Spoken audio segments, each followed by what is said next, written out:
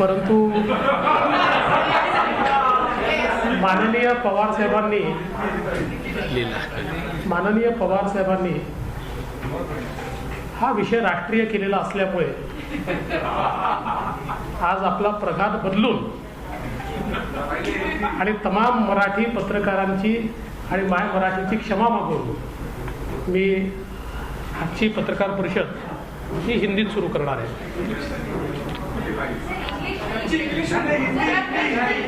त्यांच्या एवढं चांगलं इंग्लिश माझं नाही आहे.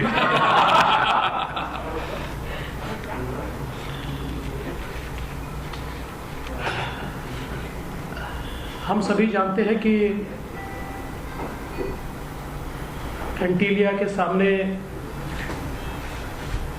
जो बॉम्ब की गाड़ी पकड़ी गई और उसके बाद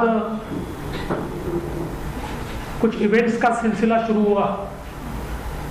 उन घटनाओं में एपीआई सचिन वाजे ये अरेस्ट हुए. एटीएस ने भी कुछ लोगों को अरेस्ट किया और कई चीजें इसमें से बाहर आई. और इस बीच मुंबई के पूर्व पुलिस कमिश्नर श्री परमवीर सिंह,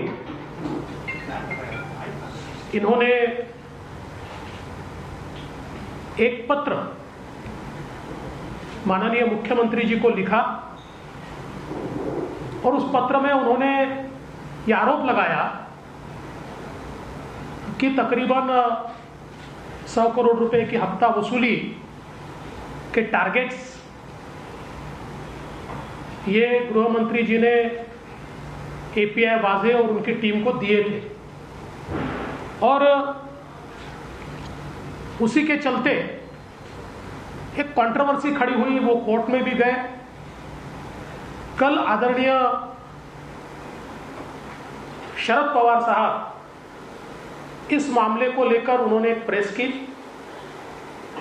और परमवीर के दावे इसलिए झूठे हैं कि गृह मंत्री तो 1 तारीख से 15 तारीख तक अस्पताल में थे, फिर होम क्वारंटाइन थे और जो ट्वीट्स पवार साहब के हैंडल से हुए उन ट्वीट्स में यह दिखाई पड़ता है कि मानो गृह मंत्री जी ये नागपुर में होम क्वारंटाइन थे. सबसे पहली बात तो यह है कि आप में से कई लोगों ने देखा भी है, कुछ ने बताया भी है, ये माननीय गृह मंत्री जी का मैनिफेस्ट है. 15 तारीख को एक प्राइवेट जेट से वे मुंबई आ गए थे. उससे पहले उन्होंने प्रेस की. उस प्रेस का वीडियो तो कल ही मैंने जारी कर दिया था. और अगर हम देखेंगे तो 15 तारीख से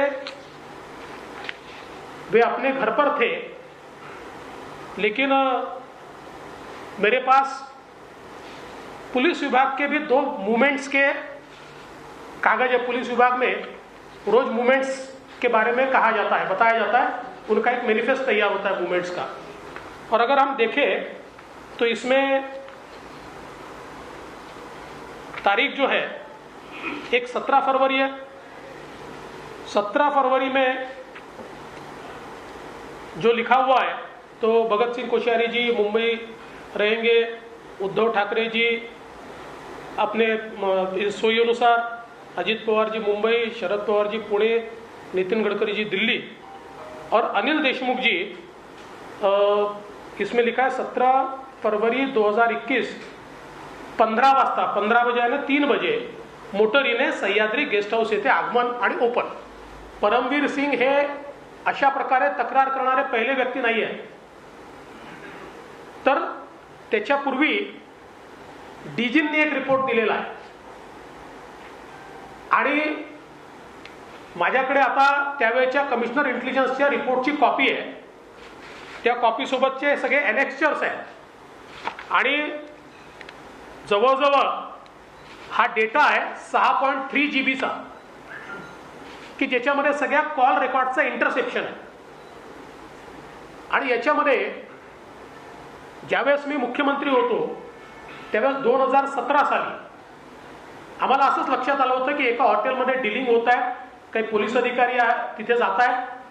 तात्काळ मी कमिशनर इंटेलिजन्सला सांगितलं, मग आम्ही मुंबई पोलिसांना सोबत घेतलं, त्याचं कंप्लीट इंटरसेप्शन केलं आणि त्या ठिकाणी धाड टाकून त्यांना पकडलं. 7-8 लोकांना जेलमध्ये टाकलं, त्यांच्यावर चार्जशीट देखील दाखल केली. त्यामुळे त्याच COI आत्ता असल्यामुळे त्यांना हे लक्षात आल्याबरोबर त्यांनी तात्काळ डीजींची परवानगी घेतली, डीजींनी ACS होमची परवानगी घेतली, काही लोकांचे नंबर इंटरसेप्शनवर लावले आणि त्यात काही पोलीस अधिकारी, काही राजकीय नेते.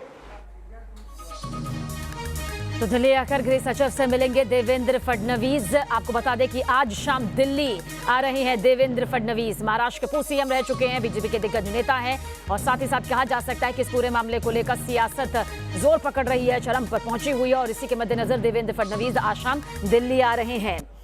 तो कुछ देर पहले प्रेस कॉन्फ्रेंस की, सीधे तौर पर कहा कि 24 फरवरी को देशमुख मंत्रालय गए थे, 17 फरवरी को दोपहर 3 बजे देशमुख घर से गेस्ट हाउस गए थे, 15 फरवरी को देशमुख प्राइवेट जेट से मुंबई आए थे और साथ ही ये भी कहा कि देशमुख के मूवमेंट पर पुलिस विभाग के पास 2 पेपर हैं। तो अनिल देशमुख को कटघरे में खड़ा करते हुए कुछ देर पहले प्रेस कॉन्फ्रेंस कर रहे थे देवेंद्र फडणवीस, जिन्हें आप सुन रहे थे। गृह सचिव से CBI जांच की मांग की जाएगी, ये उनके जरिए कहा गया है।